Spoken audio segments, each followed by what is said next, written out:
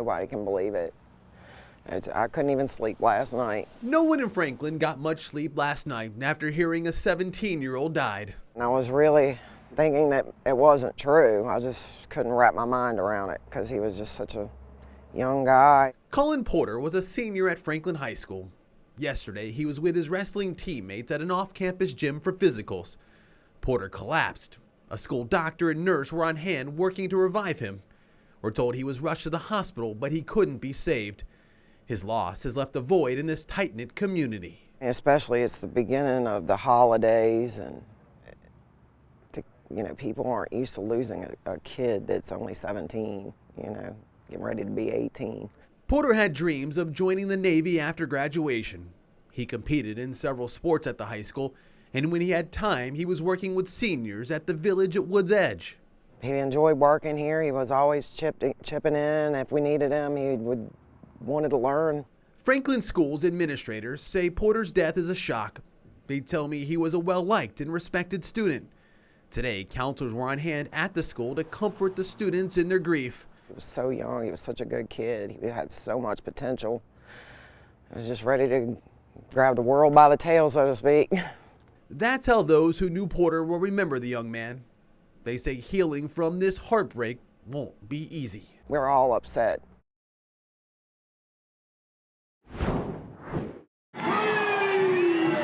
It's round 2 of the FCS playoffs. Round 2 between Richmond and William and Mary, but the 126th meeting will be the first ever in the FCS playoffs. We told ourselves, hey, if we take care of this Duquesne team, we're going to get exactly what we wanted, and that's a rematch with the team that got the better of us the first time. In the regular season finale, the normally stout Tribe defense allowed 217 yards rushing and a touchdown from Richmond running back Jacoby Green, and allowed 2 touchdown passes from Kyle Laletta. We didn't play like we're capable of playing, and they made plays. I mean, in certain instances, we had the right thing called. We had people in the right position, and they made them. On offense, Tribe quarterback Steve Cluley played maybe his worst game of the season, throwing no touchdowns and 3 interceptions in a 20-9 loss. When you play a really good team like that and you turn it over like we did, you're really then playing behind the count. The Spiders snapped William and Mary's 6-game winning streak, but this time around, it's about much more than just bragging rights. It's win or go home, so that's like the biggest driving force, and we don't want to stop playing with each other because we're really close as a team. If we don't win, this bond that we have on this team, this brotherhood that we have, is going to be over for a while. With these seniors, it's going to be over. And to add a little more spice, the Tribe have lost 4 straight to the Spiders. It's a pride thing. I mean, it's us and Richmond. It doesn't matter if we're both 0-10. It's William & Mary, it's Richmond. We need to beat these guys. End of story. Another chapter for the oldest rivalry in the South kicks off Saturday at noon. In Williamsburg, Nathan Epstein for the Sports Wrap. With 40 seconds left to play, Hampton's Daz Newsome caught an impossible touchdown, giving the Crabbers a 1-point lead and putting the Pilots' season in jeopardy. I felt like we could drive the ball down the field and score. After that play, everybody just kept faith and kept believing in our system. On the ensuing drive, a game-winning strike to Kayvon Lawson from 18 yards out saved the season. Pilots won the game and the region 37-31. The coach said the game gonna come down to the wire, though, so we had to make a play. We needed it. We needed that play. And it was a signature moment for senior quarterback Dariel Mack. I've coached a lot of great ones, and a lot of great ones, a lot of good ones, and I consider him as one of the great ones. A 6'3" athlete who's committed to the University of Central Florida, Mack has passed for over 2,700 yards this season alone. His reaction time is unbelievable. He knows how to use his legs. I don't know if he's faster because he's scared, but he shocks me a lot. We gotta go! And credits much of his success to Coach Delton Cotton, who took over the Pilots program nearly 4 years ago. Just being with him for 4 years, his first 4 years at Norview, just him showing us the way, showing us how to work, showing us how to play football, just really showing us how to be men overall.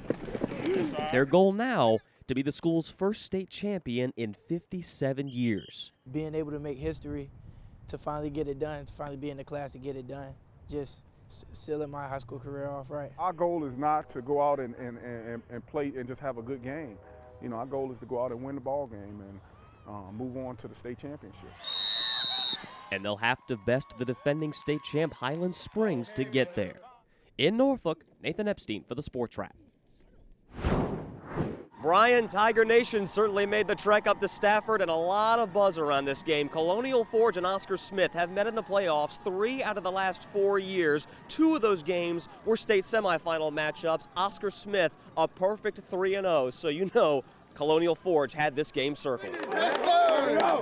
Here comes Oscar Smith, 11-2, Colonial Forge, a perfect 12-0 on the season. Third quarter, we're all tied at 3. Oscar Smith driving, but Dominic Brooks is picked off for the second time on the day, and that led to an Eagles touchdown that made it 10-3. Later in the quarter, Oscar Smith in more trouble. Quarterback Ethan Garwood, quick pass to Zach Kindle. That's a touchdown, and just like that, Oscar Smith is down 17-3. So the coaches go to their best player. Cameron Kelly, the highly touted cornerback, takes over at quarterback.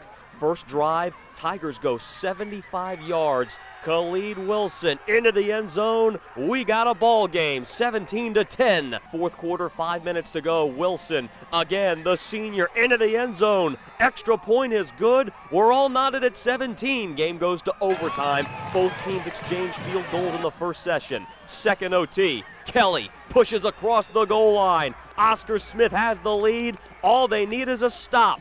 Third down for Colonial Forge. Garwood swallowed up in the backfield, loses the ball. Tigers recover, and there's your comeback. Oscar Smith with an incredible 27-20 win in double overtime. They're headed back to the 6A title game. Coach, what do you got to say about that? I don't know what you want me to say. It was a great game. Great ball game on both sides of the football field. Really good football team we beat, but the kids never gave up. My team needed me and they put it on my back. Then all my team followed suit. We have a lot of heart and we did it. We did it. We're going back to states. This is my senior year. There's a lot of guys over here, so we just got to keep fighting. We got to finish this time. 3 times in a row. And for the third time in a row, it'll be Oscar Smith and Westfield for the title. In Stafford, Nathan Epstein for the Sports Wrap. Monty Elena, it was a busy Saturday for the Sports Wrap, and we're going to start right here at the Siegel Center in Richmond. And for anybody who thought that VCU and Old Dominion maybe lost some of its luster because they're not playing in the same conference anymore, they should have seen how loud and crazy this building was for the 93rd all-time meeting between these two. Still one of the best rivalries in the Commonwealth. Old Dominion, wearing blue, had lost 6 of its last 7 games against VCU. Looking good in the second half. Randy Haynes right there scored a team-best 18 points, and the Monarchs built an 11-point lead with under 14 minutes left to play. But you can't hold the Rams down in their own building. VCU erupts and goes on a 14-2 scoring run led by the crafty senior Jonathan Williams. Rams go on for the 82-75 win. Old Dominion players said they got tired. Coach Jeff Jones says his team just got out-toughed. It's a 40-minute game, and unfortunately for us, we played, some good basketball, but we were out-toughed when it mattered the most. Meanwhile, earlier in the day, an unbelievable finish on the high school football field. Oscar Smith trailed Colonial Forge 17-3 in the Class 6 state semifinal. Season hanging in the balance, and the Tigers stormed back to win it 27-20 in double overtime. They're headed back to the state championship game for a 3rd straight year. A very busy Saturday, but we're going to be right back at it tonight at 6 o'clock and at 10:45 on Fox 43. The college football playoff Final Four is going to be announced, and we're going to have that for you later on tonight. From Richmond, Nathan Epstein for the Sports Wrap. Monty Elena, back to you. Good morning, I'm Nathan Epstein with the Sports Wrap. Somehow, some way, the Virginia Tech Hokies are headed to the postseason for a 26th straight season, which is the longest streak recognized by the NCAA. All that was in jeopardy on Black Friday. You may remember, heck, you might have been there. A number of Hokie fans were leaving Lane Stadium, think the win streak against UVA, and the season was over. The Hokies came back and stunned the Cavaliers by 3 in overtime, which earned them a conditional game against Marshall. And yesterday, Tech took care of business. Ryan Willis threw for 312 yards and 4 touchdowns. Tech got the win 41-20 and keeps another streak alive. Just awfully happy for them. I think it teaches them a great lesson about perseverance and dedication and togetherness. Just awfully happy for them and proud for them. Hokies find out their bowl destination today. And last night, in front of a national television audience, Norfolk's own DJ Mack showed everyone what it means to take your opportunity and run with it. A graduate of Norview High School, Mack stepped in for his injured teammate Mackenzie Milton, who broke his leg last week. And what does Mack do against Memphis in just his second career start? He rallies undefeated Central Florida from 17 down, throws for a touchdown, and runs for 4 more, and leads the Knights to a 56-41 win. American Athletic Conference champions for back-to-back seasons. Mack was the game's most valuable player and extends UCF's win streak to 25 straight games. From 4 local high school football teams, 2 are headed to state championship games next weekend. Lake Taylor survived undefeated Eastern View in a thriller 35-51.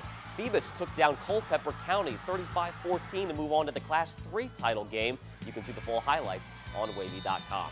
Finally, Old Dominion earned a second straight win over an in-state foe. 67-42, the Monarchs win over James Madison at the Ted Constance Center last night. They'll now get William & Mary at the Ted in Norfolk on Wednesday.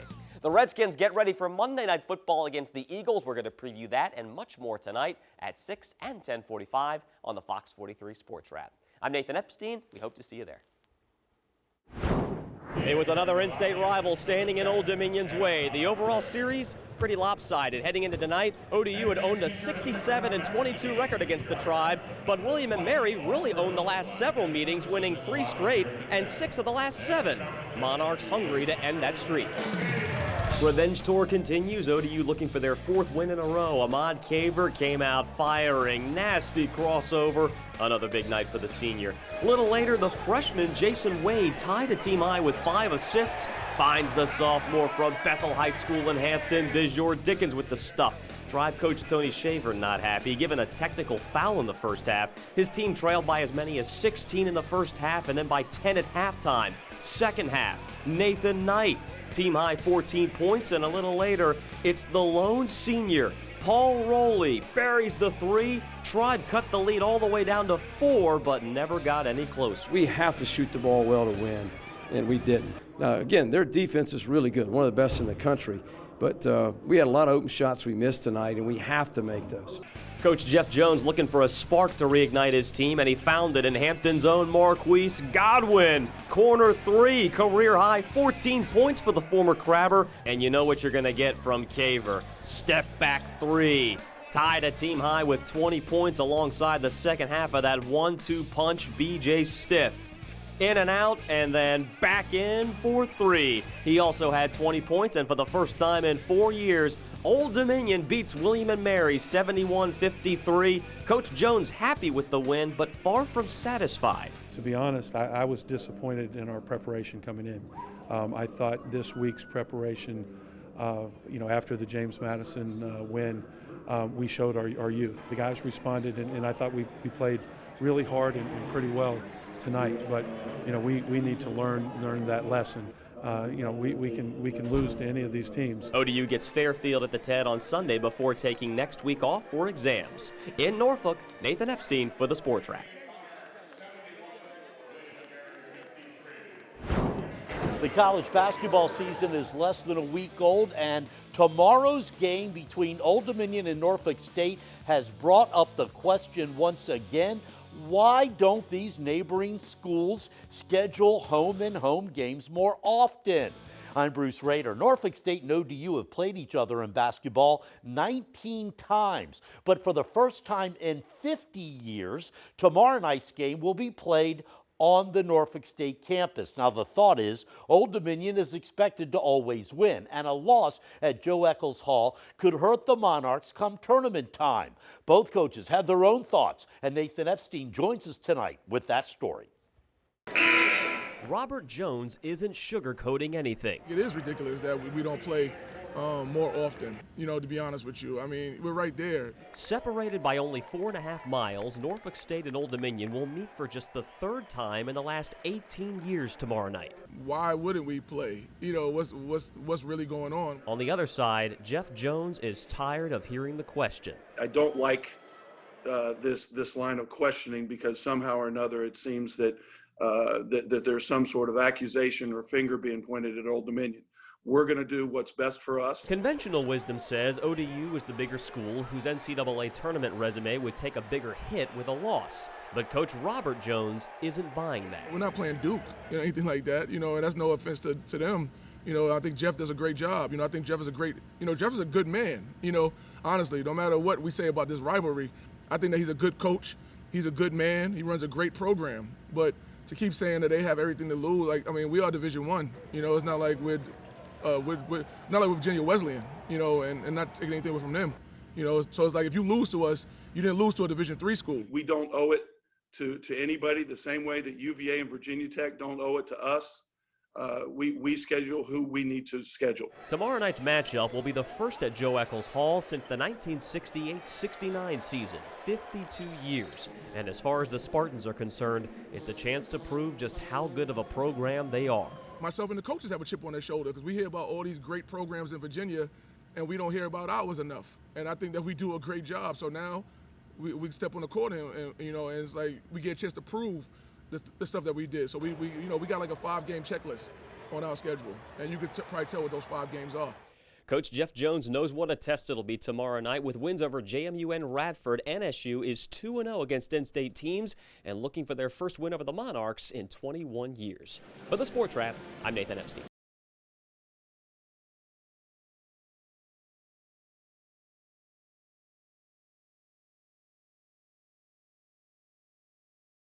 They have suffered injuries, transfers, and more than their share of positive COVID tests. But even so, Virginia Tech looks to pull off the upset of the year tomorrow. That would more than save its season if it happens.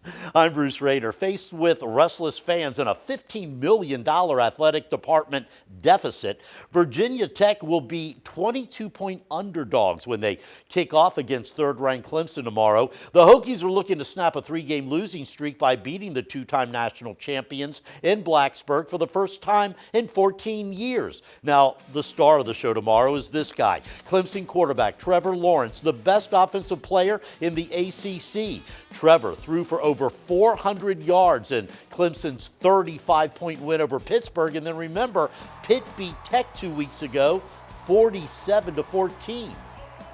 Probably going to be the number 1 pick in the draft, deservedly so. I can't imagine a more talented, there's certainly be a learning curve for him at the next level. I can't imagine a more talented or a guy with a higher ceiling than what his potential is moving forward. Trevor Lawrence is special. Now, coming off losses to Miami, Liberty, and Pitt, the Hokies will be facing Clemson, a team that, with a win tomorrow, would clinch a spot in the ACC championship game against Notre Dame. But still, well, the Tech players have faith. We're just, looking at an opportunity. They got their eyes set on some big things this year. We haven't had the year we wanted. They're coming into our place. It's going to be, a primetime game. Just try to use everything to our advantage, you just try to hope that we do play our best ball. Like I said, we've had a couple good days of preparation, and we're excited to go out there and play against a very, very good football team. After Saturday, the Hokies have one more game against their arch rivals UVA. And after last week's game against Florida State was canceled, Virginia is back in action tomorrow at home against Boston College. Virginia has won its last 3 games with big wins over North Carolina and Louisville. But after 6 tries, they've never beaten Boston College. Now, keep this in mind. This week's game between the Washington football team and the unbeaten Steelers will be played Monday at 5 o'clock in Pittsburgh. You can see it on Fox 43. It's easily the biggest challenge of the year for Washington. In fact, the next 2 games against the Steelers and Seattle Seahawks will, for the first time this season, really give Coach Ron Rivera a good idea of how his young team handles the best that the NFL has to offer. If you go back and look at it, there was a stretch now. It was rough for them, but they stayed consistent. They They stayed with what they had. They stayed with their model. They stayed with their philosophy. They stayed with their culture. And now look at where they are. So again, they are most certainly one of the teams that you do look at. But remember, you can't look at them until Monday. Kickoff, 5 o'clock, Washington and Pittsburgh on Fox 43. These guys are dogs. They're hungry, and they're competitors. Former Hampton University basketball player Michaela Sale says she always wanted to work in sports abroad. She connected with a classmate from Hampton, former HU football player Kwamina Van Dyke, and learned about his mission to teach American football in his home country of Ghana. Sports is really a game changer. It's changed my life. I wouldn't have the degrees that I have if it wasn't for sports. I wouldn't have the connections that I have if it wasn't for sports. And I just feel like the younger generations, they need to know how to navigate. Van Dyke and San Francisco 49ers player Oren Burks started the New Home Football Academy. Their mission, to show other parts of the world the doors football can open. But it's not just about teaching football. So just to see this black man that, he looks just like me. He worked out just like me, just seeing him where I could go. Like now he's launched a campaign for this kid to come to the States, and he's in the States playing football. One of the teens at the academy, named Desmond, was able to secure a football scholarship at a high school in California. Desmond used to bike over 2 hours just to learn from Van Dyke and others at the academy. Now, he's one step closer to living out his dream. It was our goal. We got him here. Oh, my guy's in America! My guy's in America! Look at Desmond! We got to make sure he's good. So we're starting this campaign just to, pay for the sponsors, food, clothing, so he can survive while he's here. Desmond can be the starter. We would love to keep it, a pipeline, because they have the talent. I'm John Dowding, 10 on your side. Jeff Jones is taking a run at the officials, and he's been ejected. It is rare that you'll see law enforcement get involved like this. The whole thing with the cops, I never even saw any cops, so I don't know where that came from. Yeah, probably not the viral moment that you want if you're Old Dominion men's basketball. You fall to Northeastern 81-68 over the weekend, and you fall to 3-4 on the season. And the game was so hot because of the free throw discrepancy. This is why it was so viral. Northeastern making 40 of 51 free throw attempts, whereas the Monarchs only getting 9 attempts and making 4. Obviously, that's going to make Jeff Jones a little heated. And because of that, he gets his first career ejection as a head coach. But that's already something that he put in the rearview mirror, because it is a massive week for Commonwealth basketball, and Old Dominion is a huge catalyst for that. Going to Williamsburg's been a hard place for us over the last however many years. A Wednesday night matchup with 3-6 William & Mary pins ODU in what Coach Jones calls a must-win game, as the Monarchs are yet to win on the road this season. And Kaplan Arena is a tough place for them to get over that hump, as they've lost 5 of their last 6 against the Tribe in Williamsburg. We all know how hard it is to win on the road, but going into William & Mary, we honestly think it's a real winnable game for us, and we want to go show that tomorrow. And on Saturday, game 1 of 3 with 18th ranked undefeated JMU at Chartway Arena, looking to snap a 4-game losing skid to the Dukes. Being a Virginia kid, it's always fun playing Virginia schools, and it always attracts a good crowd here, so it'll be fun to play 2 Virginia schools this week. The Monarchs getting that chance at their first in-state opponent in Williamsburg. Tip-off at 7 p.m. At the Mitch, I'm James Cataldo for the Sports Wrap.